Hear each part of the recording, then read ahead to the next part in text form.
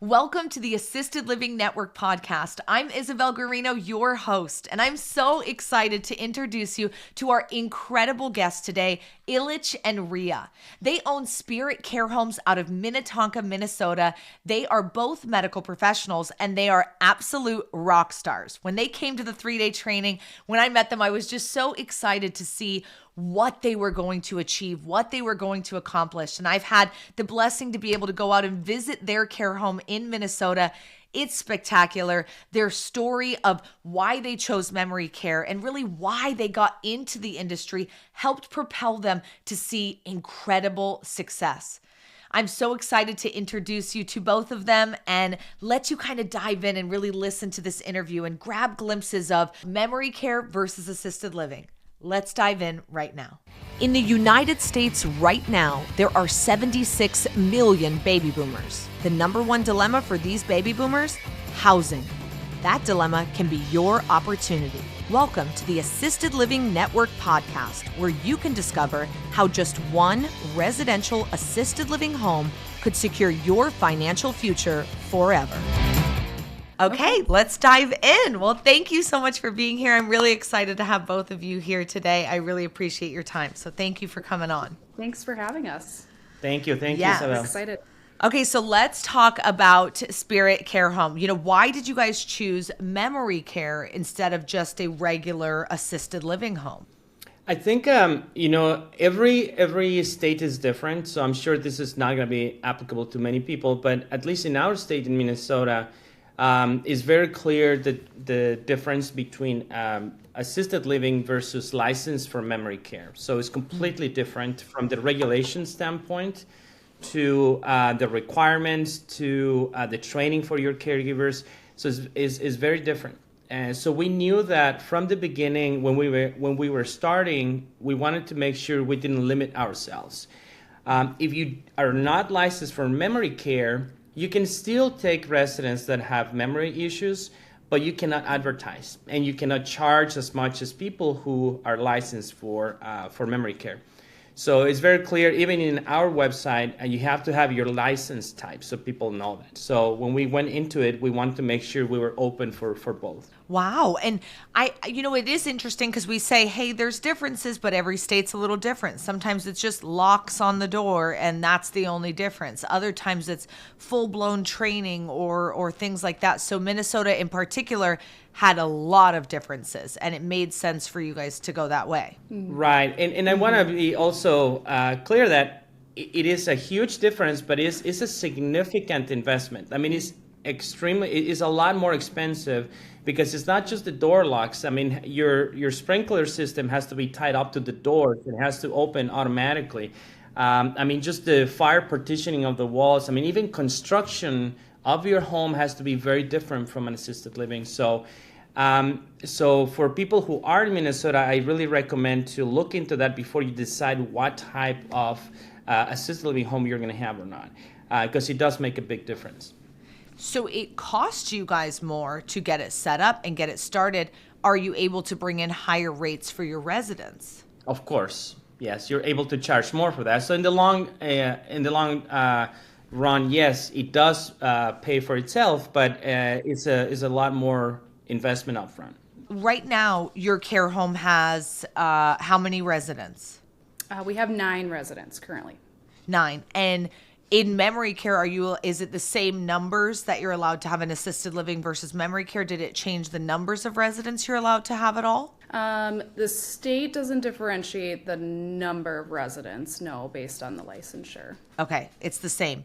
What about the staff? Do you have extra staff training? Do you have different ratios of staff to seniors in memory care versus assisted living? Mm-hmm. Yeah, the state of Minnesota actually requires us extra training for memory care.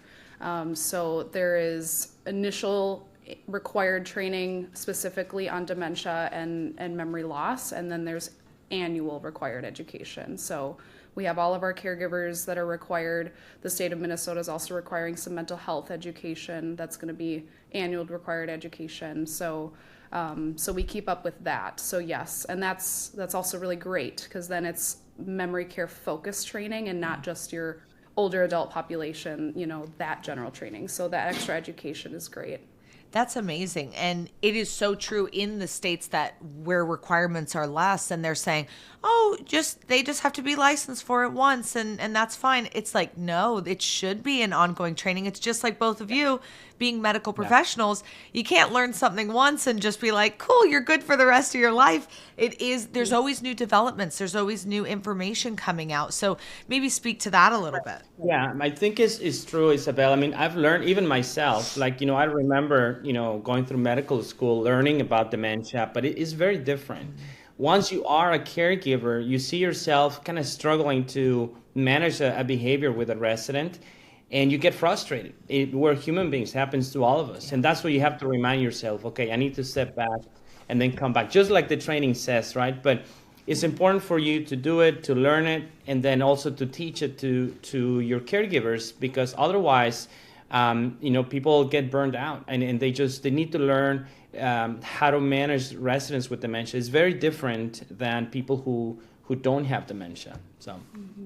As owners of a residential assisted living home, did you guys do anything extra to educate yourselves on memory care and what you may be expecting in the home? Very true. I think we come from probably a little bit of a unique perspective because Ilich being a physician and then I was a nurse. I was a caregiver myself before I was a nurse and then before I was a nurse practitioner. And so I actually came in with the perspective of being a caregiver in what we call in RAL, big box, big box facility. And I had that perspective of kind of what that was like and the different challenges and unique basically differences in care from the big box to the small provider. So even though I guess, I didn't do any sort of formal personal education, I had already worked one-on-one, hand-in-hand with residents with various types of dementia and knew how challenging it was being in a facility where it was me and 20 residents with various stages of memory loss and different types of dementias. So just coming in knowing that we were going to have a smaller staff to resident ratio was exciting. And we already knew the care at the end of the day was going to be better, a little more personalized, safer, more eyes and ears, one-on-one with them. So. And I think Ria had I had the theory and she had the practice. So she lived it. I remember when we were going into it, she would remind me look, this is going to be important for us when we were going through construction, for example, how big the bathrooms are going to be, or the showers, or are we going to have curtains or not? Are there so many decisions that you have no idea? I didn't know, but she would tell me look, this is going to work, or this is going to be difficult because when you're giving a shower, this is where you stand. So all that is invaluable. I didn't have any of that. So I'm glad we had Riri with us. Yes. And you know what? I bet your experience being a caregiver really helps you relate to the caregivers more. And they probably respect both of you for being medical professionals, but especially Ria, you for being like, no, I've done this. I know what this is and I know what it should be. So how has being, people with medical background, has that helped you in this business? Has it helped you relate to your staff? I want to hear a little bit about that. Yeah, absolutely. I think the first way that it's helpful, of course, is credibility and with building trust, both with potential prospects, clients, and also our staff, our team. It just is kind of a little more peace of mind. People feel like they can trust us because we've got the credentials, the education, and the background, basically from the nursing and the physician standpoint. But I think, too, you're right, in terms of we've been there before, I've done the work, I know what it's like being, kind of on the front line, so to speak. But the team really appreciates seeing us there, helping out with cares, kind of touching the table and being one-on-one with both the residents and the families, but with them too. And so I think it's helped build, culture, a strong team atmosphere, and it brings up the morale for sure. Right. I mean, I do think it does help. There's no question about that, for the reasons that Ria mentioned. So I would really recommend that everybody would go to medical school. So start with that. if you have time, Just devote 20 years right. of your life to do it. It's no Yeah, big so deal. unfortunately, something that you cannot change, right? But for those who have any medical background or whether it's nurse, CNA, even being in healthcare a little bit, I mean, anything that you can use in your advantage for this business, definitely use it. Ilich, I want to ask you, sometimes, physicians will come to us and say, oh, I don't know because my license and it could mess up my practice or this, that, and the other. Can you speak to that as a potential concern for someone who is a medical professional wanting to get into this? Yeah, I would say absolutely not. Not a problem at all. I think my main concern when I went into it was conflict of interest. I mean, of course, Minnesota is a city where, or Minnesota is a state where, there's a few specialists that have my specialty. So, of course, if you Google my name, it comes up and you can see where I work. So I was a little concerned about how people might see that I was trying to pull patients from my hospital to go to my assisted living. So I try to keep that that line very clear. So I don't, of course, advertise in my hospital, or I don't talk to social workers in my hospital or my medical group, which is the bigger hospital. But license-wise and all that stuff has never been a problem. If anything, like I said, it helps you a lot. It gives you credibility.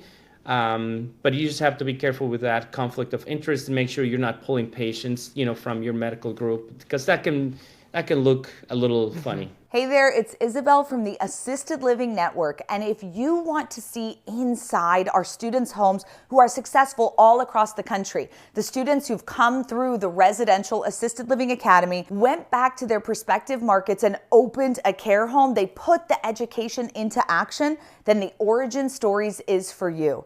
It is an incredible product that shows you over 40 home tours of amazing care home owners across the country. They share with you their journeys, their struggles, their ups and downs, and they really give you a lot of amazing tips and tricks that they learned along the way in their own individual markets.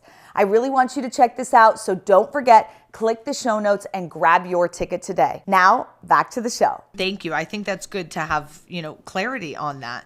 I want to circle back a little bit. Ria, we had said that there were certain things in the home that you were like, hey, we need to do this. Hey, we need to do that. Physically in the home, what are some of the biggest things that you felt were very important to have because of your experience in a big box and what you wanted to see in a smaller RAL home? Absolutely. The safety was number one for us. So of course, when you're big box, you've got all these nice, beautiful amenities, but the reality is most of the units are a locked unit just because wandering is a big thing in memory care and elopement, truthfully. So safety with building the home and renovating it, we wanted safety to be number one. So we ended up creating a nice secure system, a home security system, access for the staff so that they could access the home safely, so the residents were kept safe in the home.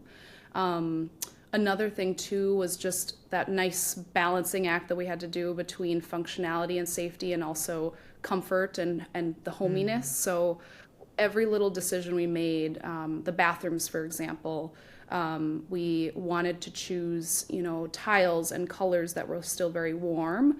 And then we also wanted to add heat lamps because being one-on-one, giving the showers to residents, they get so cold. And it's hard for older adults to regulate their body temperature as we age. So that was one thing that we knew, okay, a little bit more money up front, better payoff in the long run. And then adding grab bars everywhere, choosing, a handrail upstairs that was beautiful, like it looked like it belonged in a home and not a hospital. But then, of course, all the, fire suppression and sprinkler system, right. Cameras in the home, just so we can have eyes and ears on everyone. Are just some of the basics, but yeah. I've had the pleasure of coming to see your guys' home, and man, does it feel like a home, like a beautiful luxury home. You do not get the vibe at all that this is, anything else besides that. It truly does feel like a home, even though you've had to add in things like fire suppression, like elevators, like all of these different things, which may make it seem, oh, this doesn't feel like a home anymore. It doesn't. It truly has that home feel. It's gorgeous, truly. If people want to learn more about your home, where can they find more information on that? Yeah, I mean, you guys go on the website, is spiritcarehomes.com. And again, I recommend everybody spend some money on the website, make sure it's beautiful, because that's what people see, like almost everybody that goes to your website. So make sure you have a lot of pictures. We do have floor plans, pictures, and then you can definitely look at all of that. And then there's our phone numbers, emails, everything. You can contact us directly. Me and Ria personally, we've talked to a lot of people that want to get into this, that have come to Isabelle's training session. So they reach out to us, and we constantly keep in touch and help people, because we want people to be as successful as we are. Yes, it's not easy, but the more help that you have, definitely the easier it gets. I remember when you guys came through the training and then we're working on opening the home, and it was just this big project, and it felt like it was taking so long, but then all of a sudden it was done, and you had your beautiful open house. And now, how long have you guys been open? It's been a couple years. Been 2 years now. Yep, a year and a half, almost 2 years. We'll be approaching 2 years this year. So if you could go back and give advice to yourself in the beginning when you had left the class and you were just getting started, what would you tell yourself? That's a good question. We've thought about it a lot. I would say to myself that don't freak out. It's going to be okay. Because a lot of times, mainly, it just comes out, you're always, 95% of the time, you're worrying about things that will never happen. But you're constantly looking for threats, right? Am I going to run out of money? I mean, what if that doesn't go well? It happened more than once that we ran into big problems. But as you overcome each one of them, what you learn is like, we can get through really bad stuff. And that's what Ria and I have talked. It's like, look, really almost anything that happens to you, we can overcome this. So we just have to stay calm and then keep going and be persistent, and we'll get it done. What would you say? Yeah, well, I would agree. Take a deep breath, but also buckle up, because it's a lot. It's a very grueling process. Each state and city, even down to the city regulations, can be so different and difficult also. But as long as you've got that end goal in mind, that end vision, and I always had the vision of us running a company and being the home that I would have wanted to work at when I was a caregiver. And so I had that vision so clear in my mind. And as we were running through loopholes and challenges and jumping over, these issues, I just kept that in my mind. And so I think us just having such a strong why and a strong drive kept us going. But it is very, very challenging. And you guys maintained working all throughout. Well, yeah, we have a full-time job. I mean, this is my sidekick. Yeah. Which is insane. It's not even like, oh, it's work from home and it's a chill job. You guys have very serious jobs that you are like, when you're there, you're there. There's no, let me go take a call and do something else on the side. That's not happening. Right.